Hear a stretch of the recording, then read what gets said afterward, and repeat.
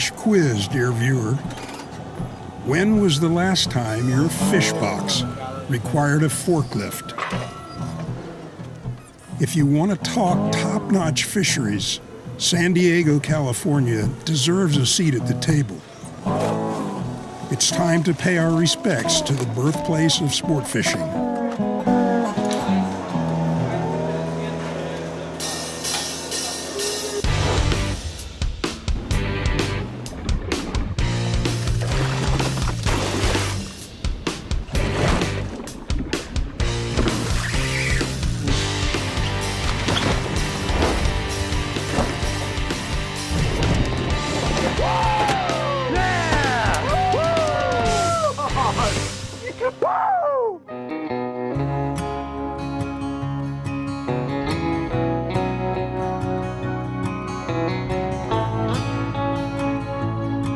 I've done a lot of fishing in a lot of places, but never have I seen anything like this.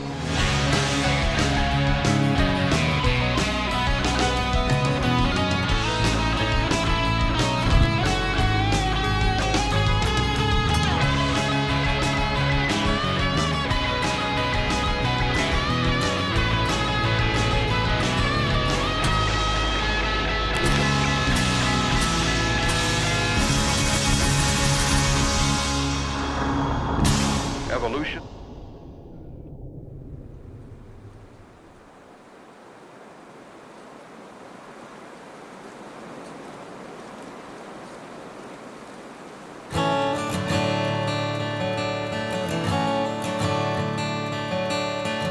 Ferdinand Magellan named it Pacific, which means peaceful, a rightful moniker.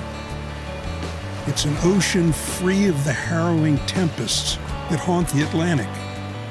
Perhaps this is where the low-key Cali vibe comes from.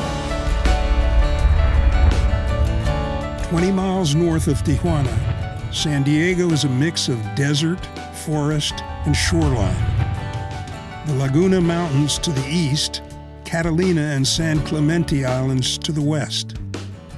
A waterfront metropolis with a strong military history and fishing history. Catalina was the hub. Catalina and Clemente was the start of quote-unquote sport fishing. And you had Zen Gray, who built houses in Catalina. You had a ton of people fishing around these islands. We've always seen those big bluefin, but as things evolved and we had the change from anchovy to sardine in the 90s, we started catching that bluefin. There is an incredible evolution taking place here. After a century-long absence from these waters, the big bluefin tuna have returned. Now in the last 6-7 years, we've had an influx of that 200-pound fish into our local waters, which is what they used to catch in the 1800s and the early 1900s, and fishing the kites and using heavy leader. And now we're getting shots in our backyard on that really big fish I've always dreamed about since I was a kid. The fishery is getting more worldwide attention now in the last 5 years since we've had this influx. There's been a resurgence of charter boats, as well as the boats that have been here forever, but everybody wants to get in on the action. It's amazing as I'm getting older and thinking about this fishery to see what we're able to do right now. I don't have to travel the world. I'm now able to do something that I've gone South Africa, Hawaii, Panama, Nova Scotia. I fished all over the world, and now I'm doing it right here.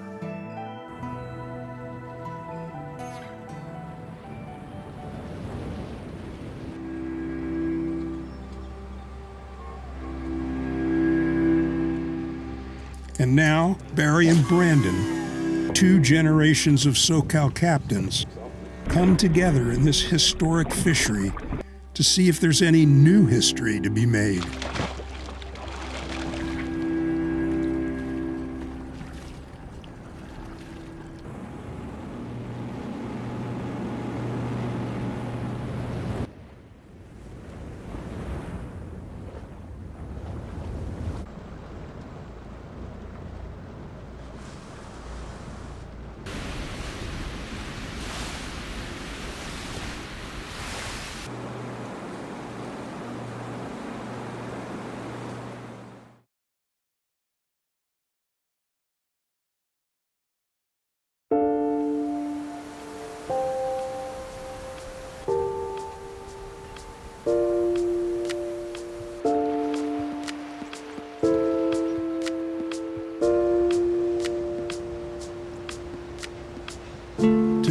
as it was back then, anglers come in droves to experience San Diego's tuna fishery.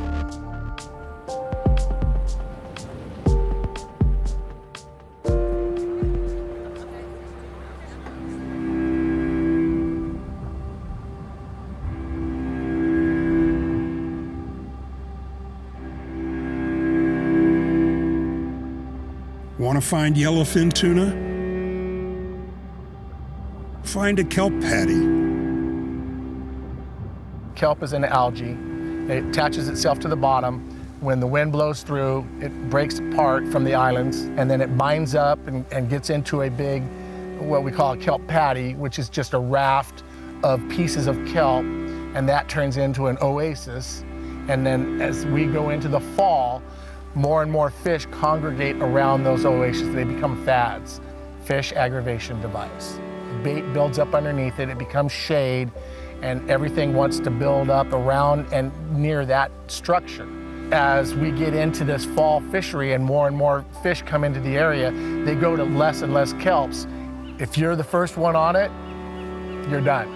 You're actually limits of Dorado, and then there's yellowfin, there's skipjack, and there'll be marlin around that. That's good, fun, clean fishing for someone who wants to go out on a charter. Yeah, sure, just find a kelp patty, you say. No problem. I mean, the Pacific only covers 63 million square miles. It's a big ocean. The Bight from Southern California, it's an expansive piece of water, and we're fishing just little pieces of it at a time. And the fish get congregated in those kind of bodies of water. There's a handful of kelps in that piece of water that hold all the fish. You gotta get out in the area, you gotta break out the gyro binoculars and really put your time in to try and find it. And we got lucky and found the right kelp there before anyone else. The first stop at first light, the bait dock.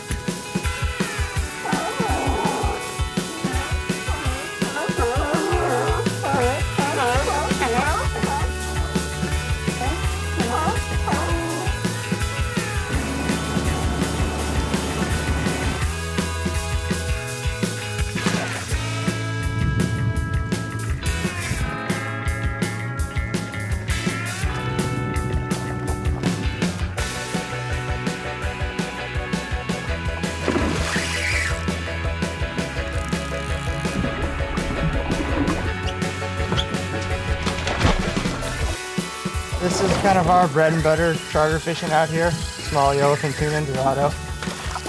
Lots of action, lots of fun.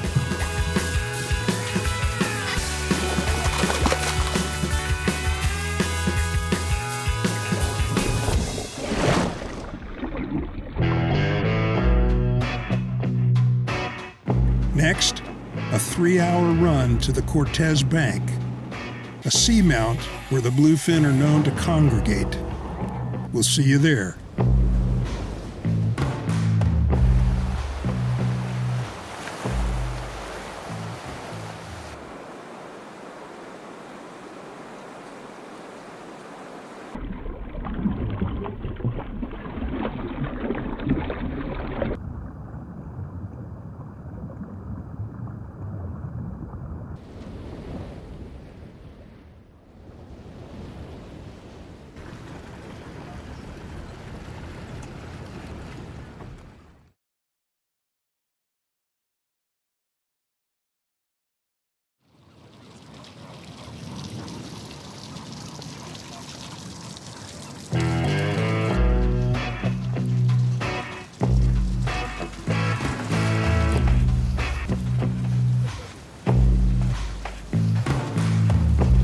Chasing bluefin tuna, you gotta walk the walk.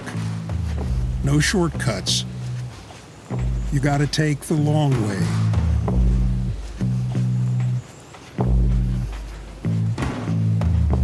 Listen, this is a once-in-a-century phenomenon. Don't blow it.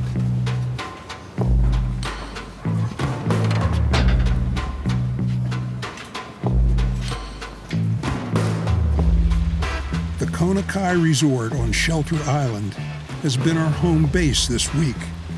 It's marina or launch point.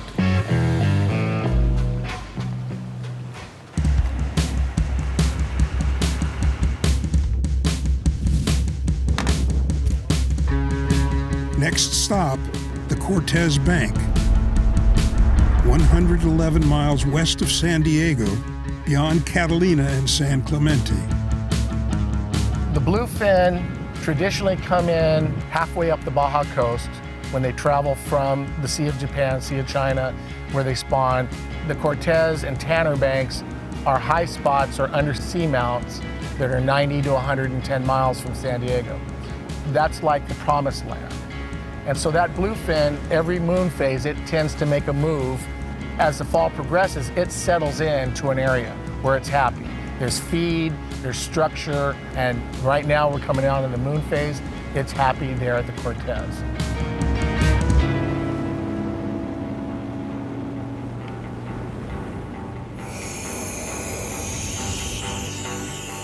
Trolling, throwing poppers, live baiting with squid and mackerel.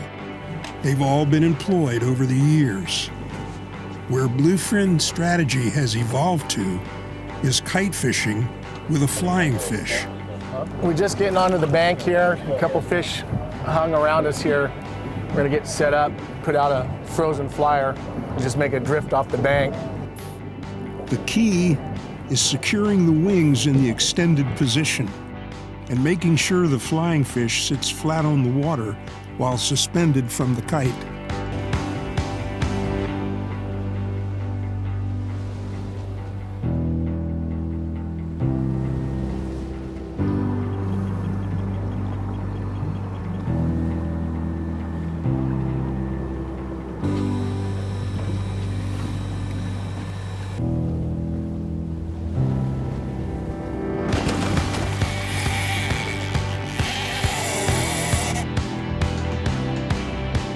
These bluefin that they used to call leaping bluefin just love to kill these flyers. And it took us about 15 minutes once we got set up.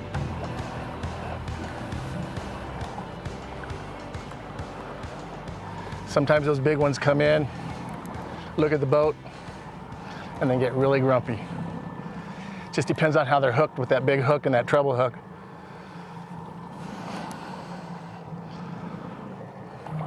Color.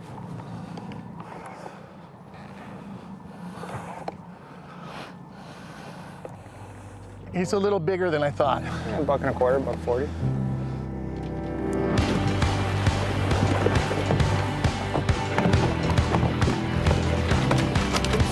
Good job, buddy. Okay.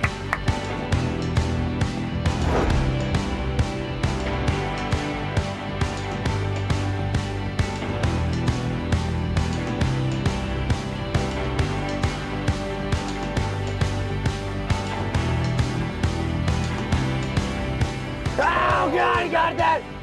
He missed it, he missed it! Oh, no! Oh my God! He got that one. He got that one. No, I fed it to him. I dropped it about 10 feet down. That was awesome.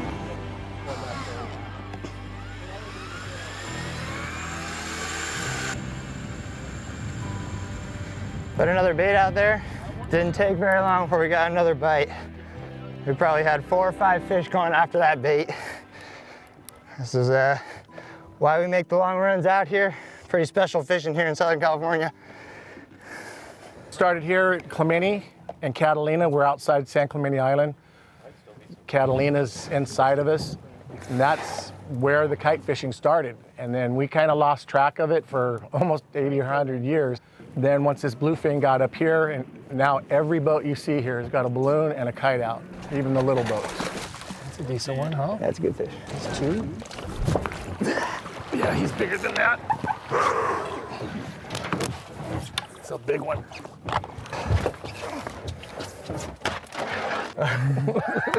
Wait a minute. First hour, 2 fish, a 120 and a 180, maybe 200. He's thick. He's got some girth on him. In our backyard, I cannot complain. Waited my whole life to be able to do this here.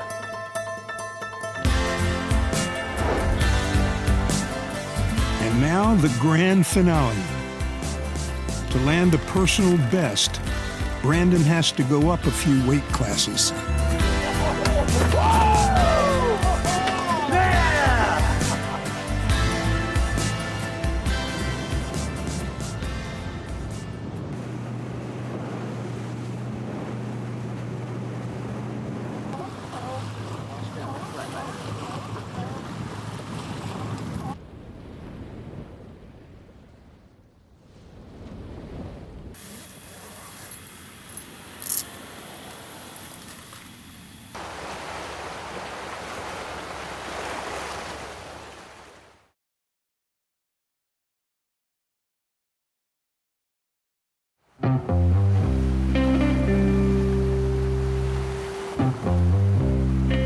We're here drifting a frozen flying fish. We're seeing quite a bit of fish underneath the boat right here, anywhere from 150 feet down to all the way up to 80 feet. It's kind of the depth we like to see them at. Gives them a good opportunity to see the bait and make a pass at it. Hopefully we can come tight here soon. The biggest tuna are most common in frigid places like Nova Scotia or Prince Edward Island, which makes its prodigal return to SoCal even more special.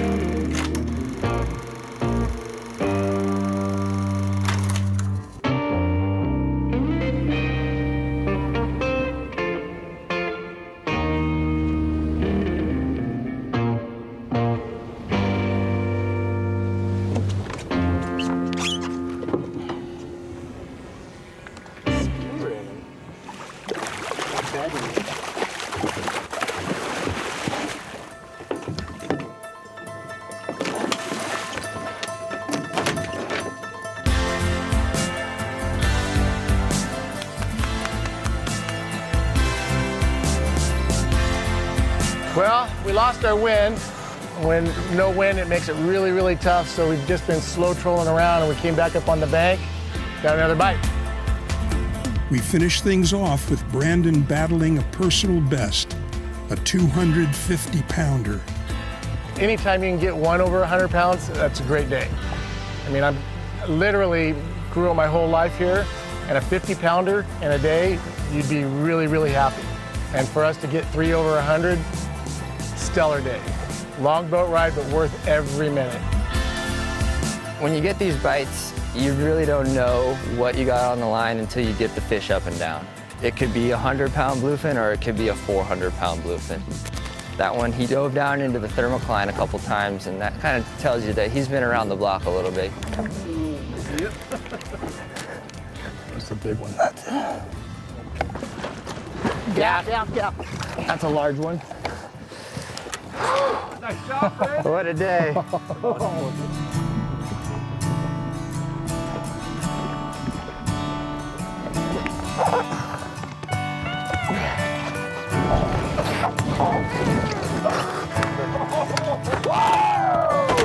Yeah!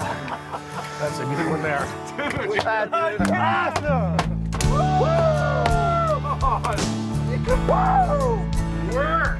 That's what we've been fishing for our whole lives here.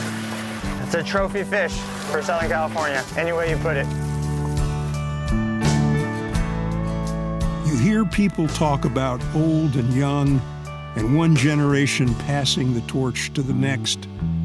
But that's not the truth, you see. Each makes the other's fire brighter. He's got techniques, he's got things he's learned from his buddies that have been doing it. I've got things, and if you can fish with someone that you can mesh that stuff together, you're gonna be collectively a team. So no matter where you go in the world, the first thing I do is I hand any of the deckhands or the captains my tackle. Teach me, always be learning. And lo and behold, guess what? We had 4 of them in, 4 or 5 hours, and he got his personal best, and life's good. Life's good.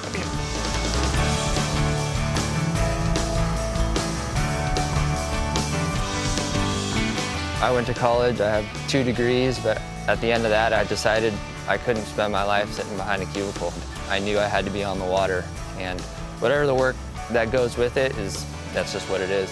I mean, that's the life we want to live, so we got to put the work in.